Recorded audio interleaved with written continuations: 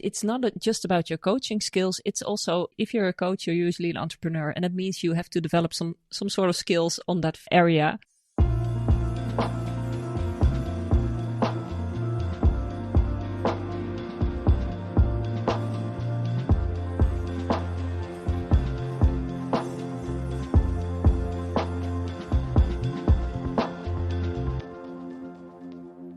Well, hello and welcome to the Amanda Kaufman Show, and we are continuing our series on the coaches that don't suck.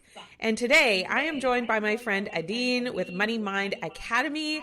And Adine, welcome to the show. I'm so glad you're here. Thanks for having me. Amazing. So Adine, why don't you take 30 seconds and introduce yourself to our dear listener, and we'll dive into some great conversation today. Okay, well, I'm Adine. I'm from the Netherlands, which you might hear from my accent. I'm a money mindset mentor, and I like to combine the more spiritual side of money and the energetic side of money with practical application, because, well, you can't sit on your yoga mat waiting for feathers to fall down, but you also can't force it. So it's the combination. And my mission, that's maybe a nice one. I have a mission to help 1 million women become financially free. That's very important to me. I love that. That's a fantastic mission. These are a few of my favorite things. I mean, money, mindset, spirituality, like, let's go. Let's talk about this. So, Adine, before we went live with the episode, you were telling me that you yourself have made a pivot in your career to pursue your coaching company. So I'm so curious, like, what's led you to not just wanting to, but what's led you to the service of helping 1 million women become financially free? Like, what's the story there? Well, I used to have more of an advertising communication agency. I've always been an entrepreneur. I don't know how I would have to work for a boss. So I started out as an entrepreneur, and I still am. But at a certain point, I noticed that even though I didn't have like one boss, I had like 20 bosses who were kind of bossing me around. And I was working very hard. Well, maybe your listeners know it as well. Work hard, not get paid a lot of money, no vacations, no rest, going on. And I didn't feel any purpose. I didn't feel fulfilled. I didn't feel like what I did really mattered. And at the beginning, that was fine because I was making money and I loved like growing in entrepreneurship. But after a few years, it didn't feel so good anymore. I wasn't motivated by the money anymore. And well, if you're always working, then there's not really a lot of room for growth. And that's something I noticed that I really needed. I love that. It's so fun because, you know, I'm now in Texas. I'm Canadian. You're, halfway around the world over in the Netherlands. And it's like the same story, though, of being in this achievement kind of pathway of, I'm getting clients, I'm doing work, I'm getting paid, and maybe even really reasonably. But if your whole life is not integrated with that vision for yourself, I still remember sitting in a seminar and hearing the seminar leader, it was Brendan Burchard, say like being an achievement without alignment. And I was like, that's it right there, right? Because I think there's a lot of societal conventions of what success actually looks like. And I call this like living by the playbook. You've got the playbook that society handed you of like, well, here's the checklist of the things that you have to do to be successful. And then you do all those things and find an emptiness or even a frustration on the other side of that. So you decided to pivot into coaching. Coaching is a really big world. There's a lot of ways you could do that. And, you did have a bit of an advantage walking in because you have so much entrepreneurial experience. So what told you money coaching? Like, why that mission? Well, it actually started out when I was still doing my other work. And I think it's kind of universal. We had the credit crisis, the whole Lehman Brothers, everything around the world with the money. And at that time, I think it was 2010, it really hit my clients. So one client stopped with all the work that I was getting. One completely went bankrupt and one just quit his business. And that meant then that within one summer, I lost 80% of my turnover just in one go. At the time when I just bought a new house that needed a lot of renovation. So I needed a lot of money, and suddenly the money was gone, because it was exactly as you said. I had it all. I had a great house, enough money, no time to spend it, but the money was there, but I just had to do a lot for it. So I found myself in a situation where I really had to pay attention to my money. And I thought I always did the smart thing with money. And then it turned out that with my mortgage and some other things, I hadn't been as smart as I thought. So it started out as my own experience. So I learned a lot about practical money, about the mortgage I signed, about how to get rid of it or at least lower it. And I took all the steps. And at a certain point, the money was fine again. And I still felt very constricted. And I thought, well, it should be okay now, because I had a problem, I solved the problem, and why does it still feel shitty? And that was when I found out more about the mindset part. It's not just about having the money in your account, but it's also, can I feel it? Do I have a scarcity feeling or more of an abundance feeling? And I was really tuned into the scarcity feeling.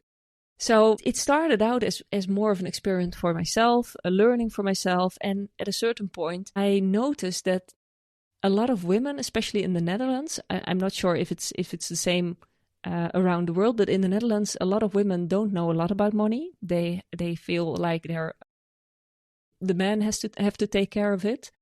And they also tend to undervalue themselves and not make arrangements for themselves. While we have a very high rate of divorce, for example. So if you look at the society as a whole, it's kind of dangerous for women not to know a thing or two about money and to have a little money. For me, it's like, I hope it makes sense to the listener, because I'm always having different trains of thought, but it was my own experience, and combined with, in the background, I was in a very toxic relationship, but I always made my own money. So I always felt like, well, it's not the situation I want to be in, but I am in it, and I'm glad I have the money. So if the shit really hits the fan, I can get out and I can support myself. And well, the shit hit the fan, so I got out and I was able to support myself. But in that process, I noticed that a lot of women didn't have the money, but a lot of women also were in a similar situation without knowing how to get out. So it's like a gigantic pile of stuff that led me on this path. It's a huge issue. And I just want to validate for you, women and money being money and money education mindset is for sure a global problem. That's something that, yes, I'm sure you are experiencing it in the Netherlands, but it is a global challenge for sure. And gosh, you're really making me think about my own journey with money. There was a book that I read, and it changed my life, and it's called The Feminine Mistake. So there was that feminist book, The Feminine Mystique. It's The Feminine Mistake by Leslie Bennett. And I still remember reading that book, and it was just, how universe just brings you things right on time. Yeah. So I came across that book right around when I was on my baby moon, which is like a honeymoon, but it's like before your child arrives, for my first biological child and my third kiddo. And that book raised the exact thing you just said, which is that a lot of women just don't point their attention towards learning how money works, how money is made, how money is accumulated, how to grow your money, and it's deferred. And what I really appreciated about that book that just sort of shook me, my husband is a stay-at-home husband, basically. Love that. But he's still, aware of how money is made, how it's accumulated, how it flows.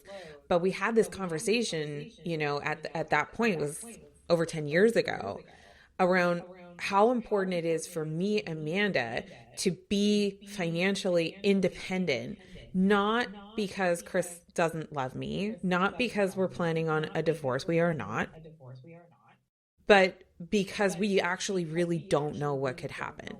He was just telling me an unfortunate story about a friend who, she lost her husband with a widow heart attack. Just like one day he was gone.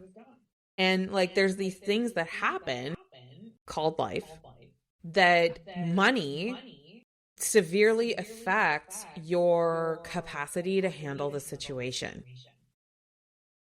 And, like it or not, there's power dynamics with money, right? When you actually have that empowerment, that self-empowerment to make a new choice because you have the resources to do so, that's a completely different quality of life. Yeah. Yeah, I love how you say that. Yeah. And so Adine, how do you work with your clients right now? Like what have you found to be the most helpful thing to help them forward? Well, I've noticed that a lot of people have a lot of stories about money, and those are the stories that are usually shaped in the first 7 years of their lives. They act according to those stories, but they are not really aware of them having the stories. It's like the way you look at the world. And well, I look at the world in a certain way, and you do as well. And we can talk about it and think we have the same outlook, but we don't, because we have different stories. So I always start out with what are the stories they are telling themselves about money. And I use a tool for that. I use the money archetypes for that. So it gives a peek into their unconsciousness, and it offers both the stories that are helping, but also the challenges. So I feel it's kind of an empowering tool because it confirms the points that maybe are not optimal, but it also gives you certain advantages, certain strong suits which you might take for granted, and you think everyone has them or they're not that special, but they are, and you can use them to improve your money flow. So I start out with that. Then I usually go to a very practical side, because you have to apply it. If you want to change your story, you have to notice when a story is coming up, and you can take a different course of action. And it's usually most easy to do that in practical matters. So I mostly work with entrepreneurs because they can implement it in their business, and it's for their own money mindset, but it's also like, how do you approach your clients? What do you do in your marketing materials? It shows up everywhere, which is very fun. And then I also combine it with a little bit of human design, because that's like your personal energy, and it also influences how you work, what suits most in like, do you offer online courses, or are you more the one-on-one person? That also is different. And I'm all about building a sustainable life that's just awesome, and that you can live until you're like 100. And it's not just the little part, but it's how can I create the best life for me? Yeah, and that's why you and I are now absolutely best friends. Because, I think, no, but right, I feel the same way. Like, I think hustle culture is killing us. I think that there's a lot of belief about the pain of making money, like making money is painful, or, having the responsibility attached to stewarding money is really painful. And, one of the things that has come up for me too, as you're talking, is like, I'm actually not a big human design person. Like I'm not personally sold on that. However, I have seen a lot of people go through human design and feel the empowerment to make a decision. And, making that decision, one of the things I know for sure is that success loves speed. It loves when you make a decision. It loves when you take action. It loves when you get out of sitting in the muck. And so one of the reasons why I would support somebody doing human design, if that's something that fascinates them, is it to me, it doesn't really matter if it's true per se, but what can be true is your empowerment to make new decisions and to feel more conviction in what you're doing. And if you believe in human design, you should totally do it and test it out. And if you're not even sure, you should still try it and test it. I have my reasons for thinking the way that I do, but what's true either way is that you need to be in a decisive role when it comes to money. Like how you arrive there, that's up to you, So good. Yeah. So Adine, where are you going next? Like what are you doing to help more women and to achieve your mission of 1 million women supported? Well, this international step is one step, of course, but In the Welcome Netherlands. to your first international podcast. Ladies and gentlemen, I got her first, so now you know. Yeah. But one of the things I wanted to accomplish with the Million Women, with like creating that wave, is that the school system in the Netherlands and preferably around the world changes so that children learn about money at an early age and they don't get sucked into a system that doesn't really work in this world anymore. So I kind of got this year, I got a shortcut, and I'm now also teaching children about money. So I think that's one of the big steps, because it's a shortcut. And it's like what you said with human design. When I first encountered it, I come from a scientific background. I thought, I'm going to prove this wrong. This is such bullshit. and then I dove into it and I noticed that it helped a lot of people. And it's what you said. It doesn't matter how you get somewhere. You just have to find the thing that will help you be decisive and take the steps. And that's 1,000% it. Because I've been in the coaching space long enough to see like a lot of different ways to find success. And human design is one of them. Enneagram is another one. I actually was trained as a core energy coach, so I got a little touch of the woo in there. But you're right. I mean, like, you just got to find something that really works for you and you've got to go for it. Yeah, and not use it as an excuse, because that's what I see all the time. I have those stories, I have that design, I have this, I have that. Yeah, then it doesn't work, but you have to find what works for you and then go with it.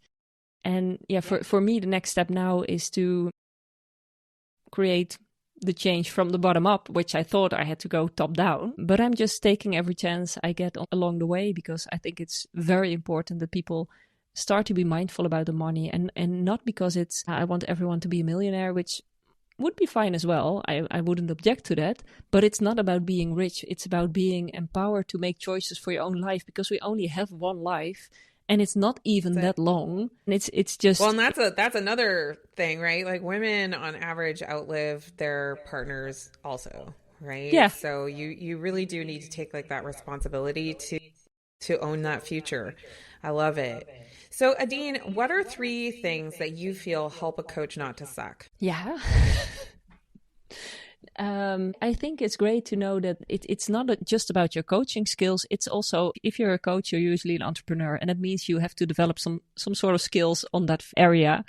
And especially also, I know it sounds icky, but the sales part, it's very important. If you want to help people, you have to make the connection that they know that you can help them and that they feel inspired to be helped by you. %. It's very important. I think it's also very important to keep developing yourself, but also be mindful of how you put that into practice. So not just I'm learning all the time, I'm following every training and every course, but how can you implement it instead of just being like, maybe even affirming that you're not enough because you have to learn all the time. So I think it's great if you keep learning, but for every step, how can I put this to use for my clients? How can I make them better by doing this? Yeah. What am I gonna do as my homework in my real life because I just learned this thing? I love that. I think hyperconsumption is for sure like also a global problem. Different topic for another podcast day. But Adine, what's the best way for people to follow you? Well, I will be launching my English podcast channel very soon, which will be the Money Mind Mom podcast. So I think for the international people, it will be most interesting to check me out there. I hope. Outstanding. I love it. Well, we'll make sure to include links below with Adine's social content and everything. And dear listener, don't forget to subscribe if this is your first time listening to the Amanda Kaufman Show. We wouldn't want you to miss another one. And go ahead and leave a 5-star review. Adine worked really, really hard today, bringing her best. She's crossing the ocean for you and expanding. So I think she deserves, all the stars, all the 5-star review. And that actually really helps people to find the episode that are just like you and looking for that inspiration. And go ahead and forward this to 3 of your friends. They really do need to hear that working on their money is important. Owning it is important. There's lots of different ways to get to that ownership place with your finances. And thanks for listening, listener. And thanks for coming, Adine. I really appreciate you. Thank you. All right. We'll see you later. We'll see you in the next episode.